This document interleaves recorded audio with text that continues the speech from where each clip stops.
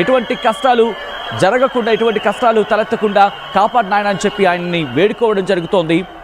ఇక్కడ గణనాథుని అనేక రూపాలతో పిలుస్తుంటారు. మరి ముఖ్యంగా ప్రథమం వక్రతుండంచ ఏకదంతం ద్వితీయకం, తృతీయం కృష్ణ పింగాక్షం గజవక్త్రం చతుర్థకం, లంబోదరం పంచమం చ షష్టం వికటమేవచ, సప్తమం విఘ్నరాజం చ ధూమ్రవర్ణం తదహస్రకం, నవమం పాలచంద్రం చ దశమంతు వినాయకం, ఏకాదశం గణపతిం ద్వాదశంతు గజాననం అని చెప్పి ఆయనని దాదాపుగా 12 నామాలతో పిలుచుకుంటూ ఉంటారు, పూజించుకుంటూ ఉంటారు.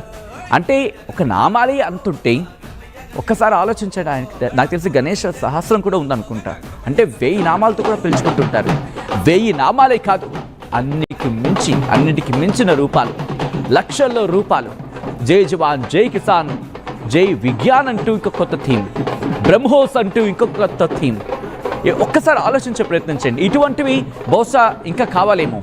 ఎందుకంటే ఇటు అవగాహన కల్పిస్తూ ఉంటాయి, ఆ గాఢతను తెలుపుతూ ఉంటాయి. మనకు కావాల్సింది ఏంటి, మనం ఏం కోరుకుంటున్నాం, మనం థీమ్ ప్రకారం మనం ఎటువంటి మూడ్లో ఉన్నాం అని చూపించిన పరిస్థితి ఉంది. దాంతోపాటు ఒకసారి కోలాహలం కూడా వెళ్ళిపోయే ప్రయత్నం చేద్దాం. ఇప్పటికే విజయవాడలో ఎటువంటి సినారీ ఉందో మీరు చూస్తున్నారు. విజయవాడలో మహిళలు కాస్త సందడి చేస్తున్నారు, కోలాహలం నెలకొంది. ఒక్కసారి కటింగ్ అక్రాస్ టు విజయవాడ వెళ్ళే ప్రయత్నం చేస్తున్న కొలీగ్ మణికుమార్ లైవ్ లో సిద్ధంగా ఉన్నారు. మణికుమార్, అక్కడ కోలాహలం కనిపిస్తోంది. సో ఏం జరుగుతోంది?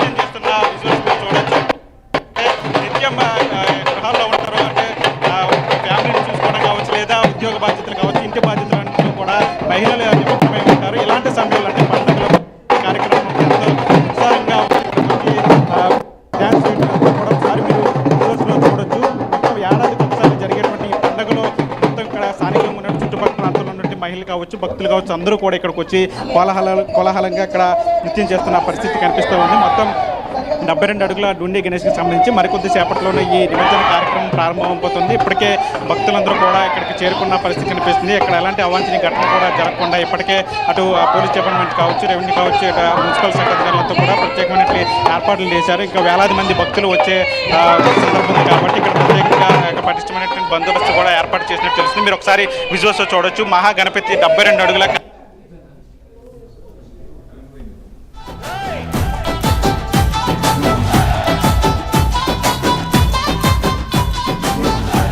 రైట్ విజువల్స్ మీరు చూస్తున్నారు. ఇది ఒక కొత్త థీమ్. మీరు చూడొచ్చు వినాయకుడిని ఇటు మొత్తం 4 దిక్కుల ఆయన దర్శన భాగం కలిసేలా, అంటే 360 డిగ్రీస్ ఆఫ్ వ్యూ అంటూ ఉంటాం కదా, 360 డిగ్రీస్ ఆఫ్ వ్యూని చూపించేలా ఒక కొత్త థీమ్, ఒక టెక్నాలజీ కూడా తోడవుతోంది. మరి ముఖ్యంగా చూడొచ్చు మీరు కొన్ని సందర్భాలు ఇందాక బ్రహ్మోస్ మిసైల్స్ని చూపించినప్పుడు ఆ గొట్టాల్లో నుంచి ఒక రెడ్ కలర్ క్లాత్ ఎగురుతోంది. అంటే ఇన్నాళ్ళు మనం చూసాం గణనాథుల ఊరేగింపు అంటే కనుక కేవలం గణనాథునికి సంబంధించిన విగ్రహాలను మాత్రమే. బట్ గణనాథ విగ్రహం తర్వాత కాస్త అక్కడ కాస్త గెంతుతూ ఉంటారు, చిందులు వేస్తూ ఉంటారు, డాన్సులు చేస్తూ ఉంటారు, కోలాహలం ఉంటుంది. సో ఇప్పుడు మారిపోతుంది. సో ఈ మారుతున్న పరిణామ క్రమం ఎలా ఉందో మనం చూస్తున్నాం. సో ఒక్కసారి నేరుగా హైదరాబాద్ వెళ్ళిపోయి మళ్ళీ ప్రయత్నం చేస్తున్నాను. హైదరాబాద్ ట్యాంక్ బండ్ దగ్గర, మరి ముఖ్యంగా అంబేద్కర్ స్టాచ్యూ దగ్గర చౌరస్తాకి సంబంధించి కాస్త కోలాహలం నెలకొంటూ ఉంటుంది ఈ టైంలో. ఎందుకంటే టువర్డ్స్ నెక్లెస్ రోడ్, ఇంకొక వైపు ఐమాక్స్ థియేటర్, దాంతోపాటు ఇటు ఖైరతాబాద్కి సంబంధించి కావచ్చు, టువర్డ్స్ ఎన్టీఆర్ మార్క్, అలాగే తెలుగుతల్లి ఫ్లైఓవర్, కాస్త సందడి నెలకొనే ప్రాంతం. మరి అక్కడ ఎటువంటి పరిస్థితి ఉంది తెలుసుకుందామా? నేరుగా వెళ్ళిపోదాం అక్కడికి. నా కొలీగ్ మనోజ్ అప్డేట్స్ అందించేందుకు సిద్ధంగా ఉన్నారు. మనోజ్, అక్కడ ఎటువంటి సందడి వాతావరణం ఉంది? సచిన్, ఒకవైపు ఈ సంబరాలు అట్టహాసంగా జరుగుతున్న దీంట్లో నో డౌట్ ప్రజలంతా చాలా ఉత్సాహంతో ఉర్రూతలు ఊగించే విధంగా చాలా ఎనర్జెటిక్గా ఉన్నారు.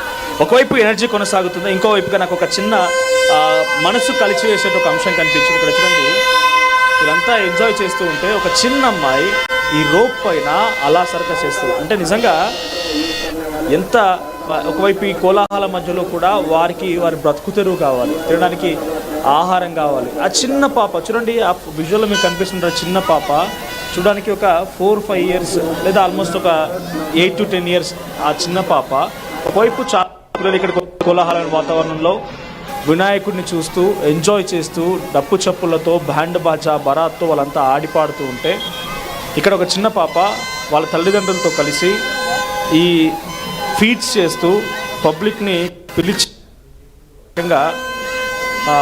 బతుకుదెరువు కోసం తినడానికి తిండి కోసం వారి ప్రయత్నం ఒకవైపు మనసు అయితే కలిసివేసింది డెఫినెట్గా.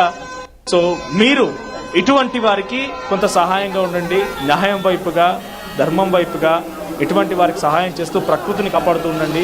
తప్పకుండా ఆ దేవుడు ఆ గణనాథుడు మీ పక్షాన ఉంటాడు, మీ కోరికలు నెరవేరుస్తాడు. వాళ్ళు అడుగుతుంది మనం ఏదో పెద్దగా సహాయం అడగట్లేదు, వాళ్ళు చిన్నగా వాళ్ళ బతుకుదేరు కోసం వాళ్ళ ఆహారం కోసం వాళ్ళ యొక్క బతుకుదేరు కోసం. చూడండి కన్న తల్లి కూడా చేతిలో ఇంకో చిన్న బాబుని ఎత్తుకొని ఉంది.